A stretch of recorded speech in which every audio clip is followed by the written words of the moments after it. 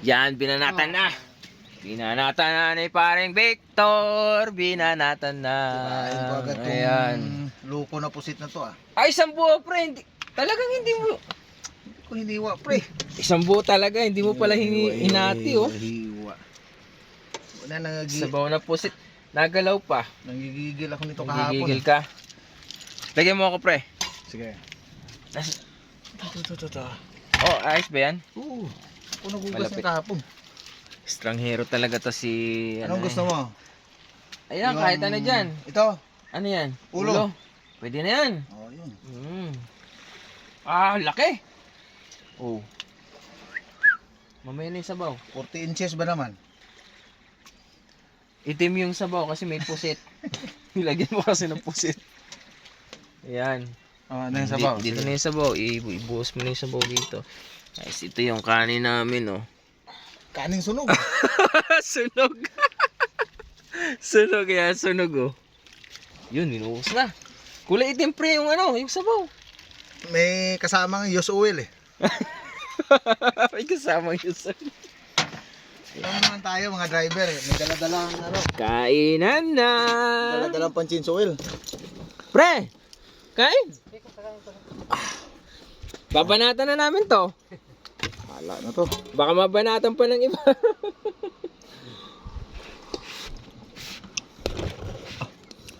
Makakain lang din pala tayo ng mga pagkain na walang sahog pagka alanganin na ano. Pwede na yan, basta naluto siya na pwede na yan. Sa bagay, nung bata pa ako, di naman uso yung sahog eh. Oh. Asin lang at Kita saka nyo, bitchin. oh. Doon na yan. Oh, Oo, so, sa probinsya, nung bata pa ako, hindi uso Pre. yung sahog. oh, kita nyo, solved na solved, oh. Sunog kanin oh. Sunog yung kanin. Tapos, pusit yung ulam ni Paring Victor. Akin naman yung tribali na ulo. Ay, si Tropa, ayaw kumain. Ayaw kumain. Tapos na daw, kaya kami na lang muna. Pero kung hindi lang nasira yung bumagsak yung drone ko kahapon, naglipad kami ng drone, baka nakahuli kami ulit. Nakahuli na uli. Nag-crash dito. Nagkas dito sa may Kumayod ang ilisi dito sa poste. Mahal pa naman ang ilisi noon. $100 yun. Ilisi lang. Kumayod. Ayos mo. Okay na. First time ko nakapag-sigang ng ano. Walang Diyos, sinigang mo yung pusit. Sabi sinama yung pusit, ah.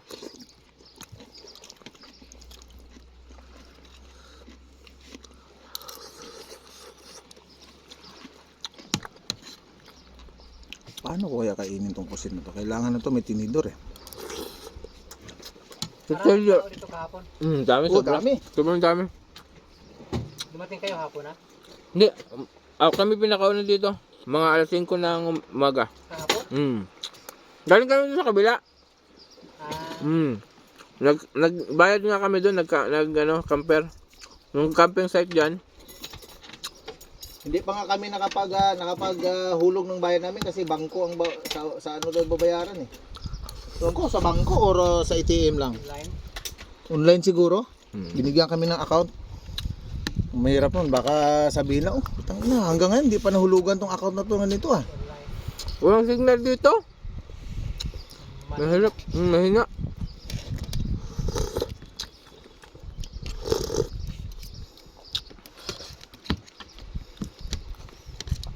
Pag ano nito, mga first ng January after New Year. Daming tao dito.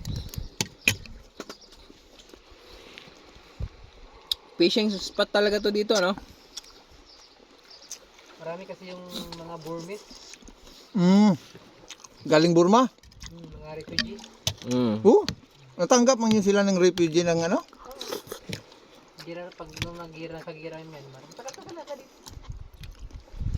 Siguro mga 7 years na rin sila dito yung pabalik-balik. Saan yung part? Ano, yung kailangan mo mag-ingat kasi pag nag-jig ng malit kahit pasaan-saan, O ganun? bilis tumakbo.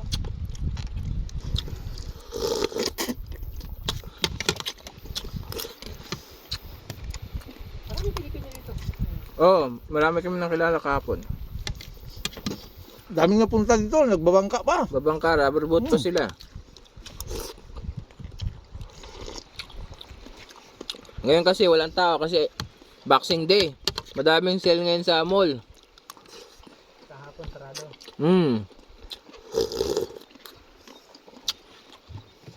Ngayon, saka na ng fishing. Madaming ano ngayon doon. Kaya, mamayang hapon yan, meron yan pagkatapos. Kasi yung tulad namin, ang inaabangan namin yung tide. Yung low tide, Hanggang tide low, kapag nakapasok ka lang. Tina-timing nga pala. Tina-timing. Kasi yung pagpasok mo dito kasi. Mm. Sa Wati po kasi okay kasi ngayon mababa yung tubig. Pwede mong pasukin kahit high tide. Basta ka lang hanggang dito. Dito hindi ka makapasok kasi doon malalim. Tinatamad ako sa Wati po dahil sa buhangin. Masyadong ano. Daming Chinese doon kahapon. Dito, Diyan madami. puro Chinese nila. Katira dyan.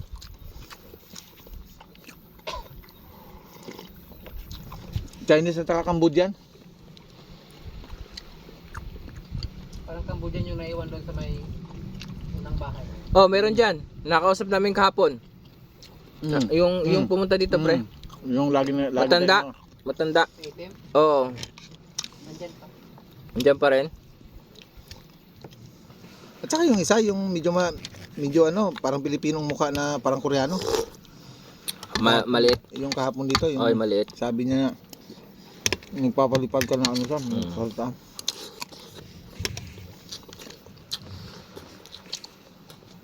Parang init. Grabe yung init ano. Grabe. Mas mainit kahapon. Mas mainit kahapon kasi ngayon. Dito, natatabunan pa siya ng ulap. Ito, wala tong ulap kahapon eh. Pupunta ka naman dito kahapon kaya naiwan yung sunblock ko. Umuwi na lang ako sa bahay. At talagang nagsasunblock ka dito? May ibang init dito pa. Iba kasi yung balat ko kasi meron ako mga medication sa ano na iniinom na nagre-react sa ano. So kailangan talaga sunblock. Kasi ibang araw dito kaysa sa atin. Lalo na pag hapon, before mag 3 o'clock. Oh, kita nyo oh.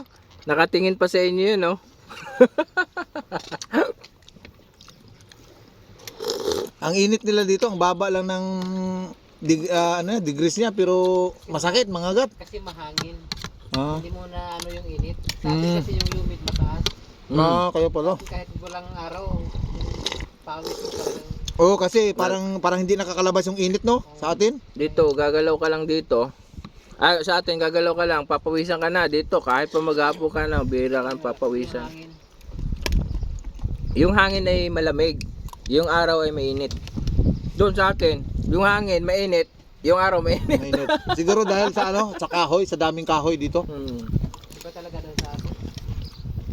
Nakalabas mo na ng shower room, may kapawisan ka. Maka ano ka na eh. Makakaramdam ka na ng ano eh. Kaya dito, bilis mong umitin kasi hindi mo napansin na mainit. Dahil sa lamig ng hangin. Mali nga yung expectation ko. Kala ko nga, pupugi ako dito, lalo pa akong pumangit. Hindi, iba yung balat mo pag-uwi sa atin. Ha? Alam nila kung galing ka sa labas o ano. Ibig sabihin, tisil-tisil ka pagdating doon? Oo, iba yung balat mo doon. Baka sabi lang nila yan kasi dami mong pera. Kahit yung balat mo, hindi talaga. Gano'n? Nauwi ka sa atin. Maganda pala ang ano nitong tribali ano? Wala siyang gaanong tinik ano? Masarap ang tribal. Sarap. Nasa kilawin. Paborito yan ng mga lokal dito. Wala na. Oo, Riz, hindi yan kumakain ng mga natin. Mm. Sana sa kanila. Kaya gusto nila yung kaway at saka tribal. Ang ayaw ko sa kaway, ang lansa. I-bleed mo pagkahuli. Gano'n? Tusukan dito, no? Para puti yung laman niya. Nagawa ko yan isang beses, pero ang dami ko na nakahuling kaway. Sabi ko, lintik, parang hito naman to sa Pilipinas, ang lansa. Sabi ng tropa ko, pag nakahuli ka, gilitan mo agad. Pag gilit ng ganyan, labas agad dugo. 50% ng lansa, mawala. Wee!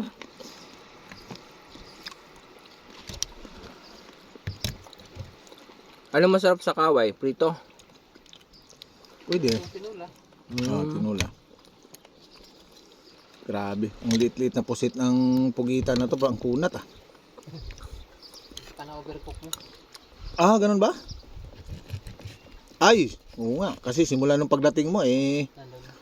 pinapakuluan ko na to eh. Hindi ka pa dumating. Ano na to eh. Ano mo doon pre oh? Ipatong mo doon sa ano, hinugasan ko na yun eh. Hmm. Sa sangkalan tapos hiwain mo. Kaya ba pre? Okay pre. Marami tayong ulam kaysa kanin. Kaya nga, tinali ko na nga. Para.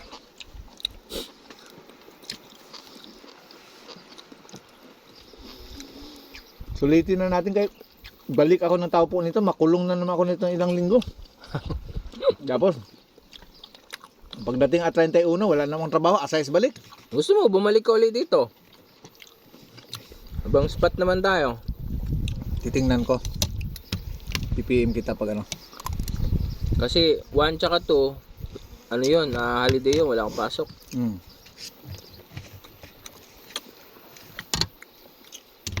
It's 31, maaga ang uwi ko niyan. 31. Pang nung 24, Mm. alas 12, umuwi na ako. Sa amin, ano na yun, equivalent na ng 8 oras yun. Ilan lang yung oras ng trabaho ko na, 4 lang yata. Naka-advance na yung payroll namin eh, nung ano pa lang eh. 16 yata yon. Nag-send na kaagad sa amin ng ano eh. Payroll eh, bayad na yung ano hanggang 26 eh. 8 oras lahat. Kahit trabaho namin nung kailan ba yun? Biyernes yata yon. Nakaraang Biyernes. Kaya sa akin, ganun din. Bayad na. Ang off nyo yung ano lang, passport sa vaccine. Tapos nitong 1 tsaka 2. Sana experience mo dito, bro. Maganda ba dito pag dito ka tumanda? Tingin mo. Iwan ko lang sa iba. Kasi yung iba dito, mga kilala namin, tumanda na nila dito. Ayaw nilang umuwi. Ako gusto ko talaga umuwi. Ayaw lang ng asawa ko. Lalo na yung anak ko nandito lang naman, bumalik dito lang dito. Bakit gusto mong umuwi doon? Anong Hindi ako sanay sa ano. Gusto ko talaga magsarili. Negosyo. Negosyo talaga, maganda. Wala talaga akong balak magtrabaho. Mm. Nag-aaral lang ako kasi gusto ng magulang. Magtapos kami lahat na nag-aaral. Pero yung mga magulang mo, may mga negosyo. Parang ganun. Kapatid, mama ko wala na. Ano na lang yung sprahan. Nagpunta lang kami dito dahil sa biyanan ko gusto mag-PR dito.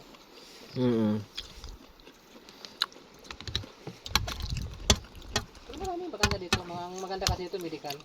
Medical Oo nga. tsaka yung school ng mga bata. Mga bata. wala kang alalahanin sa medical na, no? Maganda sa. Wala ka pating ano pre, yung gastos sa mga bata sa atin kasi doon, mag-iipon ka para makapag-college, para makapag-aral ng maayos. Dito, may bayad ang college pero pwede mo siyang i-apply ng student loan. Ang magbabayad nun yung anak mo pero may trabaho na. Diba? Parang libre din. Yun yung maganda dito. Doon, tatanda ka na lang, kakaipon ng pang-college mo. Halos bibigay doon sa anak mo lahat ng pera mo dahil siyempre pupunta pa ng university, magkukuha ng bahay. Talaga mag-ipon. Oo. Dito, alalahanin mo yung sarili mo na lang kasi yung mga anak mo, solved na. Kaya yun yung gusto ko dito. Kaya kinuha ko sila eh. Kailangan mo lang talagang i-guide yung mga bata. Kasi mga bata dito, independence ano. May pagdating ng... Yung anak ko talaga dito, kasi yung anak ko dito dumating 6 years old. Oo. Okay lang kasi sa bahay, ginamit ng kuya ng hangin. Parang disiplina talaga. Oo. Sa atin, Kaso dito, hindi na tinuruan pwede. sa school. Pag ano talaga tatawag ng 111. Sinubukan talaga niya para papabiro. Binigay ko yung telepono, sabi ko tawagan mo yung 111. Ibigay kita sa pulis. Kung ayaw mo madisiplina, doon ka sa pulis. Yun yung paraan mo. Kung ayaw mo madisiplina, doon ka sa pulis. Kasi ayaw kong lumaki yung bata na nakikita mo na ano talaga. Ako, dinidisiplina ko din yung anak ko. Pinapalo ko sila. At least walang mark. Mm. Hindi pwedeng hindi mo daming Pilipino dito na ano, yung mga anak. Mm. Naawa ka sa magulang, pero Ano bang tinuturo ito nila sa school nila pag ganyan? tatawag talaga, bawal talaga saktan yung bata. Yung rights ng mga bata dito talagang protected. Malakas.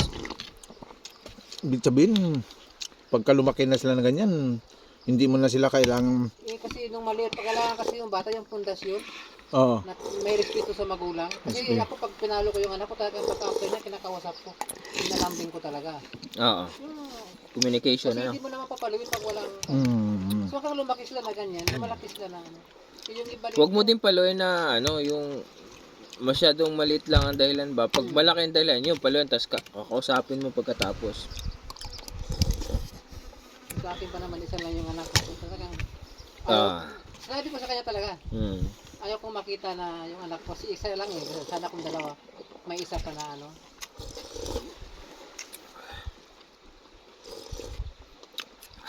Sarap pare. Pero pag ano dito, pag tumanda ka na, yung talagang isa na naman na pag umuwi ka sa atin, yung medical mo talaga sa atin, mahal. Hmm.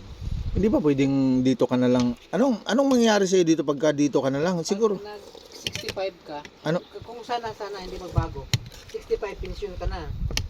65. Lamsa mo yung TV Kahit- paper mo. Kahit magtatrabaho ka pa, may natatanggap ka pa rin pensyon. Yung pension kaya lang, yung pension mo, magiging second job mo, medyo malaki yung Parang, tax. Oo. Kasi main job mo yung main trabaho mo. Mm. Pero tatanggapin mo pa rin. Tapos pag umuwi ka sa atin, kailangan mo na ng 6 months sa atin, Balik. 6 months dito. Kasi pag lumampas ka ng 6 months doon, ika-cut yung pension mo.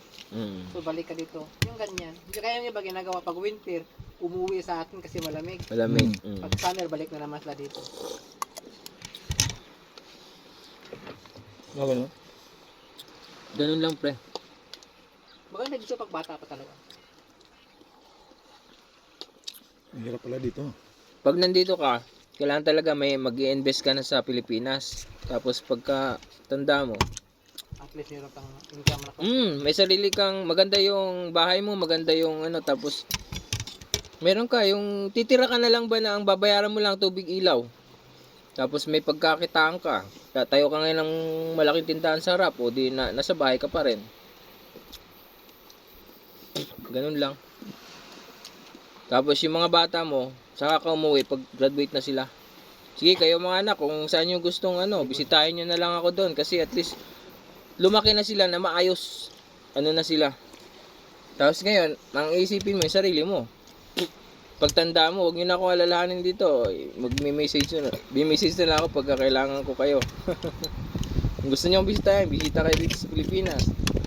O ganun yung anak ko. Isa lang din yung anak ko na pinaparal ngayon. Yung isa kasi nasa kapatid ng asawa ko. Lalaki. ilang taon na. 20. Malapit na yun eh na. Hmm? University. Napakuha ko, ang course niya ngayon ay computer science programming. Talino yon. Ano yun siya? Kasama siya sa 50 Dean Lister sa University sa De La Salle. Kasama siya. Ngayon, Kaya nga, malaki opportunity pag nandito yon. kaya sabi niya nga sa akin, possible na ma-hit na yung cum laude. Or Baka pare, ang mas mangyayari mataas pa pa ng dyan, kaunti. Pagka kasama siya sa mga scholar dito, may iwan siya dito, tapos ikaw, kunwari, hindi ka ma-residence. Ako Siya yung pa ang makuha niya. kukuha Ako sa'yo. yung makuha niya. Siya pang kukuha Ano sa'yo. yung kumpanya mong kinasukan sa akin?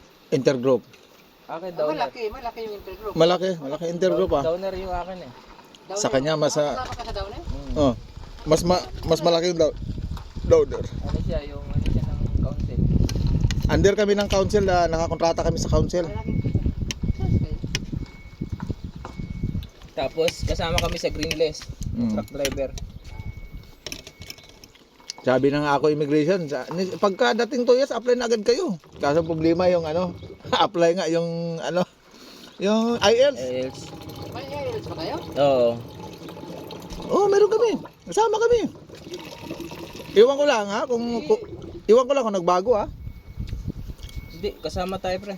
Truck driver, yung yung sa sa parang kasama kami. Wala pang nabalitaan na nagbago eh. Yun na yung sa mga bago ngayon. Dati yun, hindi kasama. Hindi ko alam ko talaga. 2023, nagkaroon siya ng IELTS. Yung level 4, level 5. Ang level 3 ang wala. Pababa. Natanggal lang yata yung English, yung pinatupad yung yung one off. Merry Christmas.